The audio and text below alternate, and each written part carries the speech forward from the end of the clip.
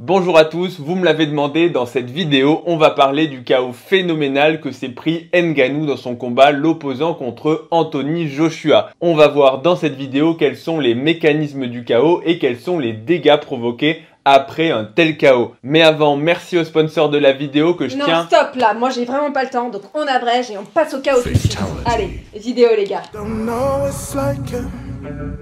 I've been on the side too long, don't know my pain's a nightmare.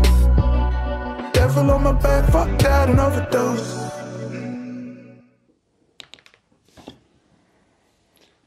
Eh ben, je crois que j'ai bien dormi moi.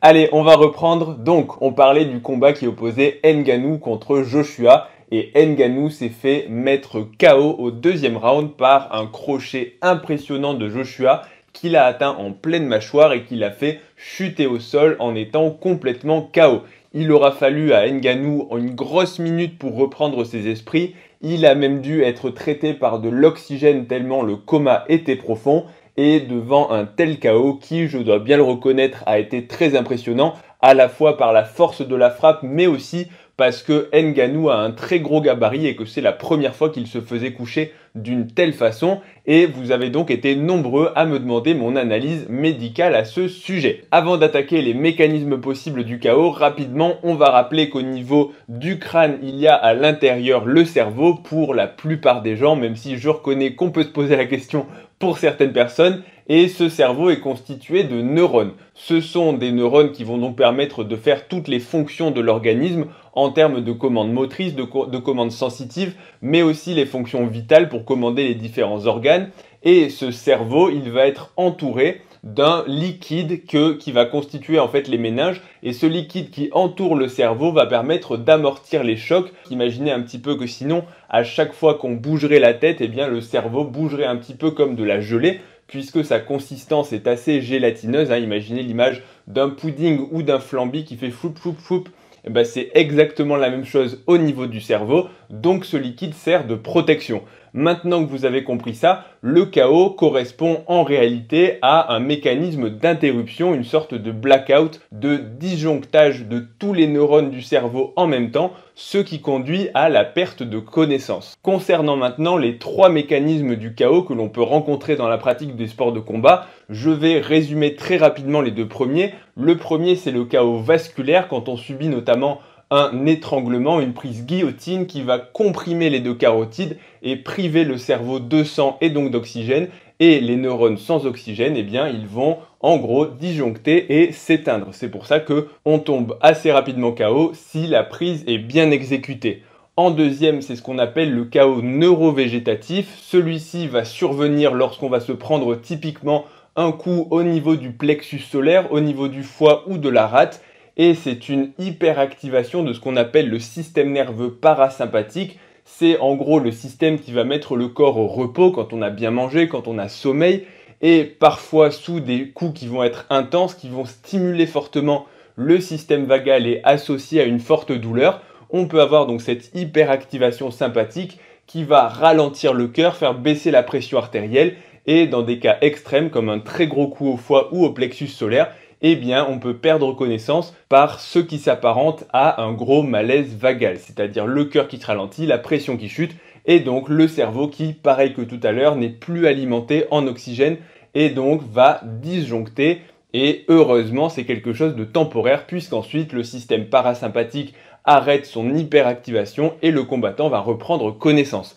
Et maintenant, le troisième mécanisme, c'est le KO par choc cérébral.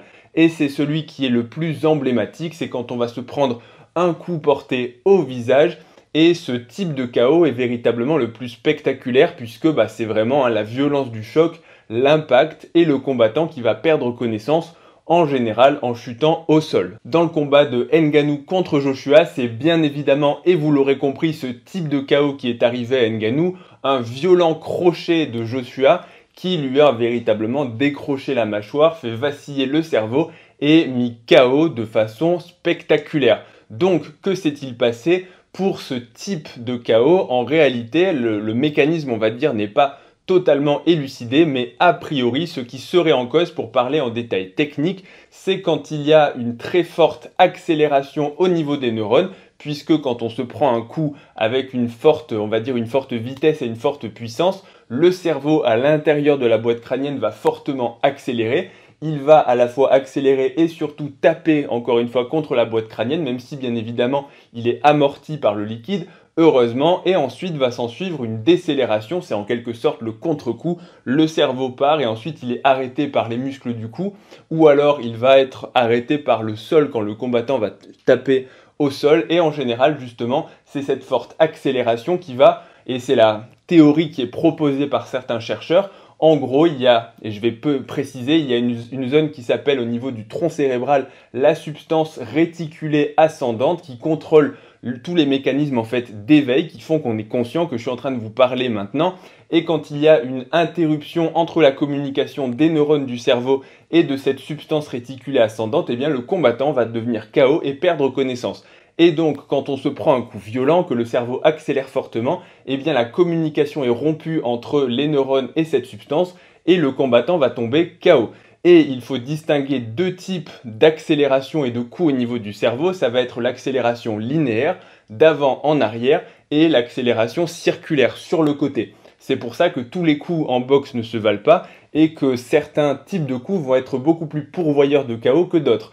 Typiquement, l'accélération linéaire d'avant en arrière va occasionner beaucoup moins de KO que les accélérations et les coups en fait circulaires. C'est pour ça que quand on se prend des coups frontaux, c'est plus rare de tomber KO que quand on se prend des crochets ou des uppercuts qui vont véritablement accélérer de façon circulaire le cerveau. Et c'est ces accélérations qui sont plus difficiles pour les neurones d'encaisser et font mettre KO. Et là, c'est véritablement ce qui s'est passé. C'était d'abord un premier coup qui a déjà sonné Ngannou et ensuite le revers, le crochet de l'autre côté qui a vraiment fait vaciller le cerveau de Ngannou dans tous les sens. Et c'est ça qui conduit au véritable blackout, au disjonctage de tous les neurones et qui conduit au KO. Donc c'est pour ça que si vous mettez des crochets plutôt que des coups en gros d'avant en arrière dans le front, ça mettra plus volontiers KO, même si bien évidemment c'est possible. Le timing du coup est bien évidemment important aussi parce que pour se protéger d'un KO, même si c'est très théorique, il faut avoir le cou et la nuque qui vont être maintenus le plus fermement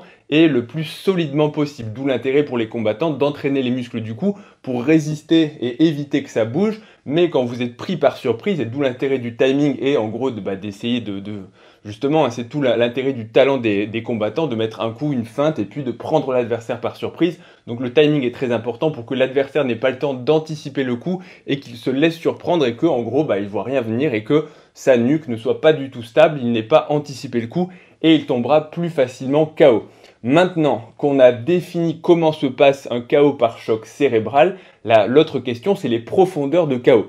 Et il existe, et ça là encore c'est une classification qui a été proposée, 4 stades de KO. Le premier stade, c'est le plus léger quand le combattant a été sonné après un coup, mais qu'il est encore debout et qu'il est simplement incapable de se défendre. Et on peut se poser la question, je me la suis posée, lors du premier round, quand il s'est déjà pris un coup et que l'arbitre est venu lui faire compter ses doigts.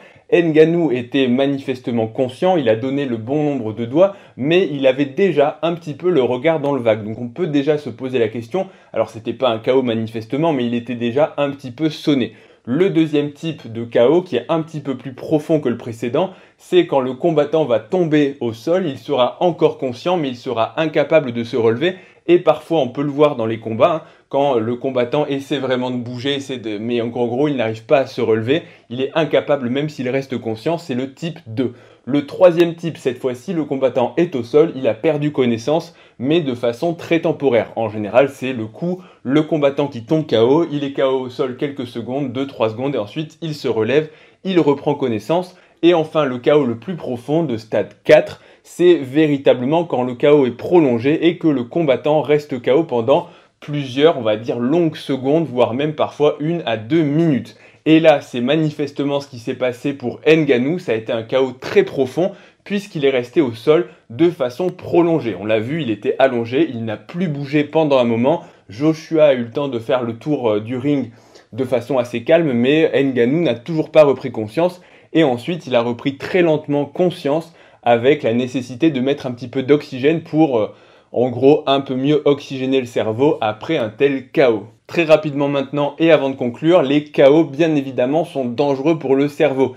à chaque fois qu'on va se prendre un coup au niveau du cerveau, et d'autant plus quand les coups mettent KO, c'est-à-dire qu'ils ont eu une certaine puissance, qu'ils ont fait des dégâts au niveau des neurones, eh bien ça va occasionner des lésions au niveau cérébral, non pas forcément des lésions graves, mais ça veut bien dire qu'il y a eu du traumatisme au niveau des neurones. Donc indépendamment de toute blessure, de tout hématome, de toute hémorragie, ou de toute autre complication du KO, le simple fait de se faire mettre KO et de se prendre des coups à la tête de façon répétée, c'est quelque chose qui à long terme va abîmer malheureusement le cerveau des combattants. Et il y a quelque chose, je ne vais pas détailler dans cette vidéo, mais dites-moi dans les commentaires si ça vous intéresse, qui s'appelle la démence pugilistique, qui est en fait, après s'être pris de nombreux coups de boxe de façon répétée chez tous les pratiquants en fait de sport de combat, que ce soit la boxe, le MMA ou n'importe quoi, eh bien les neurones en fait ont de la souffrance. Et malheureusement, beaucoup de combattants, de boxeurs vont être déments avec des troubles cognitifs et des altérations cérébrales de façon prématurée. Donc malheureusement, tous ces coups au cerveau de façon répétée, même sans aller jusqu'au KO, vont être délétères pour le cerveau. Donc c'est vraiment important, si vous êtes un boxeur, de mettre KO votre adversaire et de vous-même esquiver tous les coups. De rien, ne me remerciez pas pour ce précieux conseil. Je sais, j'aurais pu être coach en boxe. Surtout, mets KO ton adversaire et évite les coups. Super conseil. Bref, et maintenant, malheureusement parfois, eh bien, les KO ou les coups portés au niveau du cerveau peuvent avoir des conséquences. Parfois, ça va être des gros bleus et en gros, des grosses bosses au niveau du crâne, ce qui n'est heureusement plutôt pas grave, même si c'est quelque chose d'assez moche. J'ai fait une vidéo dessus dans le combat contre Georges Mann. Et malheureusement, parfois, si les coups sont portés dans des zones, notamment à l'arrière du crâne, qui sont beaucoup plus fragiles, ou quand il y a, on va dire, la faute à pas de chance, il peut y avoir des hémorragies cérébrales qui, pour le coup, vont comprimer et vont altérer de façon beaucoup plus grave les neurones et conduire à de véritables catastrophes, comme notamment l'histoire tragique de Prichard Colomb qui est resté plusieurs années dans le coma dans un état végétatif. Heureusement, les nouvelles pour lui sont assez encourageantes, il a pu remarcher un petit peu et retrouver un petit peu l'usage de la parole, mais vraiment un KO n'est jamais à prendre à la légère, d'autant plus quand il est profond comme celui qu'a subi malheureusement Ngannou dans son match contre Joshua. Voilà pour cette vidéo, vous m'avez demandé une analyse de ce match et de ce KO, vous l'avez, j'espère que ça vous aura plu. Avant de partir, n'oubliez pas un pouce bleu et un abonnement à la chaîne, ça me soutient et ça fait toujours plaisir. Retrouvez-moi aussi sur Instagram et sur TikTok, ledoc.pm, et je vous dis à bientôt pour la prochaine vidéo. Salut à tous.